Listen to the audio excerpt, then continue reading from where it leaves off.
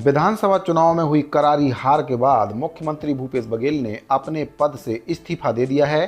3 दिसंबर को मतगणना के परिणाम जारी होने के बाद ही बघेल ने राजभवन जाकर राज्यपाल को अपना और अपनी कैबिनेट के सभी सदस्यों का त्यागपत्र सौंप दिया था। राज्यपाल ने इस्तीफा मंजूर करते हुए बघेल को नई सरकार के गठन तक कार्यभार संभालने के लिए कहा है।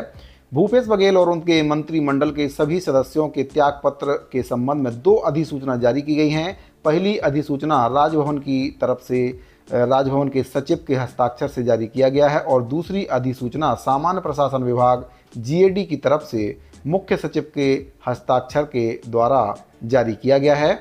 इसमें जो राजपत्र जारी किया गया है, छत्तीसगढ़ सामान्य प्रशासन विभाग, मंत्रालय, महानदी भवन, नया रायपुर।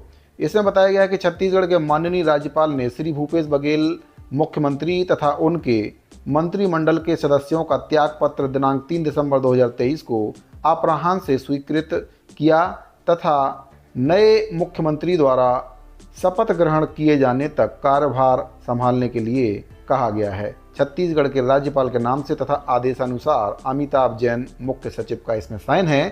तो जो चुनाव हुआ था विधानसभा चुनाव, उसमें करारी हार के बाद मुख्यमंत्री भूपेश बघेल जी के द्वारा अपना और अपने पूरे मंत्रिमंडल का इस्तीफा राज्यपाल महोदय को सौंप दिया है। लेकिन जब तक नई सरकार का गठन नहीं हो जाता है और जो नया मुख्यमंत्री है वो शपथ नहीं ले लेते हैं, तब तक उनको कार्यभार संभालने के लिए कहा गया है।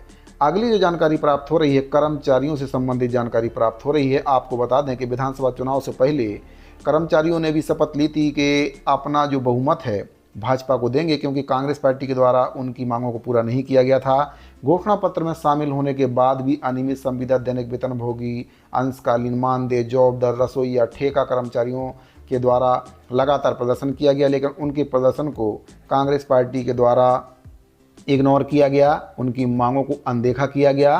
परिणाम ये हुआ कि छत्तीसगढ़ से कांग्रेस पार्टी का सुपड़ा साफ हो गया है और नई सरकार अब छत्तीसगढ़ में भाजपा की बनने जा रही है। सरकार बनने के साथ ही जो कर्मचारी हैं उनके द्वारा अपनी जो रणनीति है वह तैयार की जा रही है और इसके संबंध में छत्तीसगढ़ संयुक्त अनियमित कर्मचारी मोर्चा के द्वारा एक बैठक की सूचना दी गई है। पत्र जारी करके इसकी सूचना दी गई है। प्रांतीय संयोजक गोपाल प्रसाद साहू जी के द्वारा यह पत्र जारी किया गया है और पत्र के माध्यम से जो आगामी रणनीति है उसके संबंध में एक बैठक रखी गई है। पत्र के माध्यम से समस्त अनियमित कर्मचारियों को बैठक में उपस्थित होने की सूचना दी गई है। अनियमित कर्मचारियों में कई प्रकार के कर्मचारी आते हैं, जैसे कि आउटसोर्सिंग, प्लेसमेंट, सेवा प्रदाता, ठेका, जॉब दर, संविदा, दैनिक वेतनभोगी, श्रमायुक्त दर पर काम करने वाले श्रमिक, अंशकालीन, मानदेय और जो आउटसोर्सिंग कर्मचारी हैं उन सभी को, और जिन कर्मचारियों की सेवा समाप्त कर दी गई है उनको भी इस बैठक में उपस्थित होने के लिए कहा गया है। बैठक का जो दिनांक है 17/12/2023 रविवार को 12 बजे ये बैठक रखी गई है। बैठक का जो स्थान है कलेक्टोरेट गार्डन रायपुर निश्चित किया गया है। इसमें विषय वस्तु है अनियमित आंदोलन को गति देने संयुक्त प्रयास पर समग्र चर्चा, संयुक्त प्रयास के परिप्रेक्ष्य में कॉमन मिनिमम एजेंडा तैयार करना, अभिनंदन कार्यक्रम आयोजित करने पर चर्चा। गोपाल प्रसाद साहू प्रांतीय संयोजक हैं, इनके द्वारा यह लेटर जारी किया गया और समस्त अनियमित कर्मचारियों को इस बैठक में उपस्थित होने के लिए इस पत्र के माध्यम से जानकारी दी गई है ताकि आगामी रणनीति बना सकें। आपको बता दें कि भाजपा के द्वारा भी अपने जन घोषणा पत्र में अनियमित संविदा, दैनिक वेतनभोगी कर्मचारियों, प्रदेश के जितने भी अनियमित कर्मचारी हैं उनकी जो मांग है उसको शामिल किया गया और 3 महीने के भीतर कमेटी गठित करके उनकी मांगों का निराकरण करने के लिए कहा गया है।